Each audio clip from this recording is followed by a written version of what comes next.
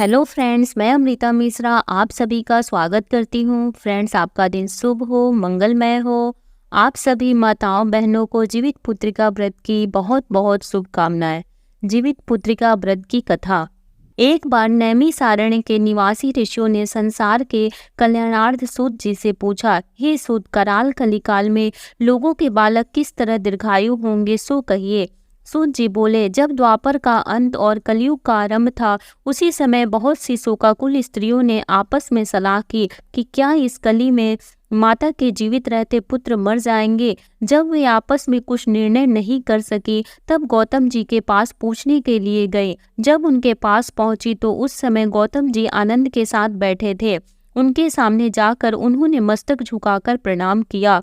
तदंतर स्त्रियों ने पूछा, हे प्रभु, इस कलयुग में लोगों के पुत्र किस तरह जीवित रहेंगे? इसके लिए कोई व्रत या तप हो तो कृपा करके बताइए। इस तरह उनकी बात सुनकर गौतम जी बोले, आपसे मैं वही बात कहूंगा जो मैंने पहले से सुन रखा है। गौतम जी ने कहा, जब महाभारत युद्ध का अंत हो गया और द्रोणा पुत्र अश्वत्थामा के द्वारा अपने बेटों को मरा देकर सब पांडव बड़े दुखी हुए, तो पुत्र के शोक से व्याकुल होकर द्रौपदी अपनी सखियों के साथ ब्राह्मण श्रेष्ठ धौम्य के पास गई और उसने धौम्य से कहा, हे विपेंद्र, कौन सा उपाय करने से बच्चे दीर्घायु हो सकते हैं? कृपा करके ठीक ठीक कहिए। धौम्य बोले, सतयुग में सत्य वचन बोलने वाला, सत्याचरण करने वाला समदर्शी जीमूतवाहन नामक एक राजा था। एक बार वह अपनी स्त्री के साथ अपनी ससुराल गया और वहां रहने लगा। एक दिन आधी रात के समय पुत्र के शोक से व्याकुल कोई स्त्री रोने लगी, क्योंकि वह अपने बेटे के दर्शन से निराश हो चुकी थी। उसका पुत्र मर चुका था। वह रोती हुई कहती थी, हाय, मुझ बूढ़ी माता के सामने मेरा बेटा मरा जा रहा है। उसका रुदन सुनकर राजा जीमूतवाहन का तो मानो हृदय विदीर्ण हो गया। वह तत्काल उस स्त्री के पास गया और उसने पूछा, तुम्हारा बेटा कैसे मरा है? बूढ़ी ने कहा, गरुड़ प्रतिदिन आकर गांव के लड़कों को खा जाता है। इस पर दयालु राजा ने कहा, माता, अब तुम रो मत, आनंद से बैठो, मैं तुम्हारे बच्चे को बचाने का यत्न करता हूँ। ऐसा कहकर राजा उस स्थान पर गया जहाँ गरुड़ आकर प्रतिदिन मांस खाया करते थे। उसी समय गरुड़ भी उस पर टूट पड़ा और मांस खाने लगा। जब अतिशय तेजस्वी गरुड़ राजा का बायां अंग खा लिया, तो झटपट राजा ने अपना दाहिना अंग फेर कर गरुड़ के सामने कर दिया। यह देखकर गरुड़ जी ने कहा, तुम कोई देवता हो? कौन हो तुम? मनुष्य तो नहीं जान पड़ते। अच्छा, अपना जन्म और कुल बताओ। पीड़ा से व्याकुल मन वाले राजा ने कहा, हे पक्षीराज, इस तरह के प्रश्न करना व्यर्थ है। तुम अपनी इच्छा पर मेरा मांस खाओ। यह सुनकर गरुड़ रुक गए और बड़े आदर से राजा के जन्म कुल की बात पूछने लगे। राजा ने कहा, मेरी माता का नाम सैव्या है और मेरे पिता का नाम शालीवाहन है। सूर्यवंश में मेरा जन्म हुआ है और जीमूतवाहन मेरा नाम है। राजा की दयालुता देखकर गरुड़ ने कहा, हे महाभाग, तुम्हारे मन में जो अभिलाषा हो वह वर मांगो। राजा ने कहा, हे पक्षीराज, यदि आप मुझे वर दे रहे हैं तो वर दीजिए कि आपने अब तक जिन प्राणियों को खाया है वे सब जीवित हो जाए। हे स्वामिन, अब से आप यहाँ बालकों को न खाएं और कोई ऐसा उपाय करें कि जहाँ जो उत्पन्न हो वे लोग बहुत दिनों तक जीवित रहें। धौम्य ने कहा कि पक्षीराज गरुड़ राजा को वरदान देकर स्वयं अमृत के लिए नागलोक चले। वहां से अमृत लाकर उन्होंने उन मरे मनुष्यों की हड्डियों पर बरसाया। ऐसा करने से सब लोग जीवित हो गए जिनको कि पहले गरुड़ ने खाया था।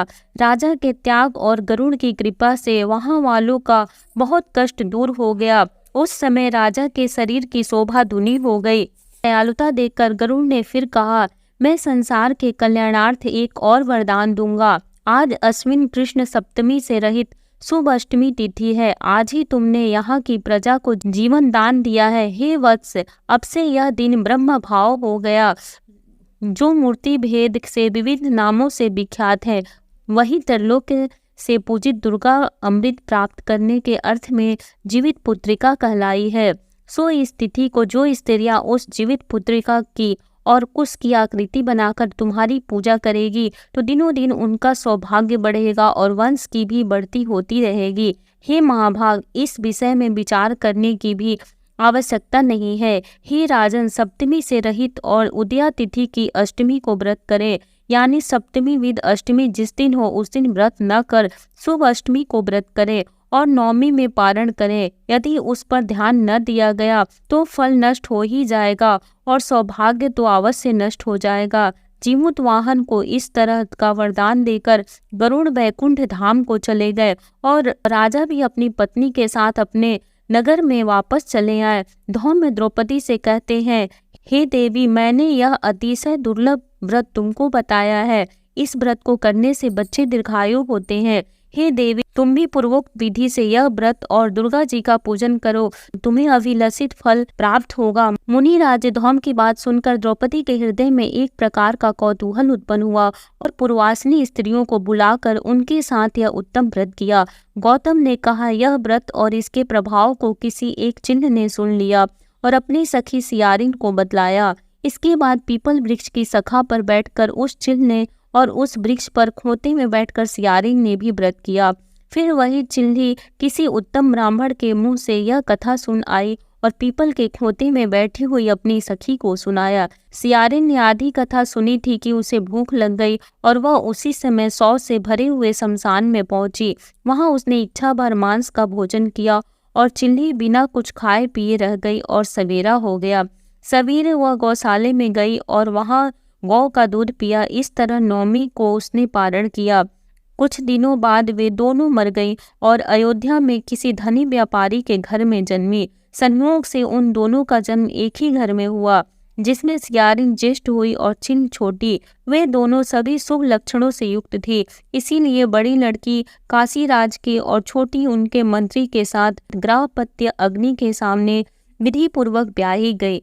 पूर्व जन्म के कर्म फल से वह मृगनयनी रानी हुई। जिस किसी भी संतान को उत्पन्न करती वह मर जाती थी और पूर्व जन्म की बातों को स्मरण करने वाली मंत्री की पत्नी के 8 वसुओं के सदृश तेजस्वी 8 बेटे उत्पन्न किए और सभी जीवित रह गए। अपनी बहन के पुत्रों को जीवित देखकर ईर्ष्यावश राजपत्नी ने अपने स्वामी से कहा कि यदि तुम मुझे जीवित रखना चाहते हो तो इस मंत्री के भी पुत्रों को उसी जगह भेज दो जहां मेरे बेटे गए थे, अर्थात इन्हें मार डालो। यह सुनकर राजा ने उस मंत्री को पुत्रों को मारने के लिए कई प्रकार के उद्योग किए, पर मंत्री पत्नी ने जीवित पुत्रिका के पूरे बल से बचा लिया। एक दिन राजा ने अपने आदमियों से उन पुत्रों के सिर कटवाकर पिटारी में रखवाया और वह पिटारी उनकी माता मंत्री पत्नी के पास भेज दिया, किंतु वे 8 सिर बेशकीमती जवाहरात हो गए और भले चंगे वे 8 लड़के अपनी माता के पास वापस चले गए।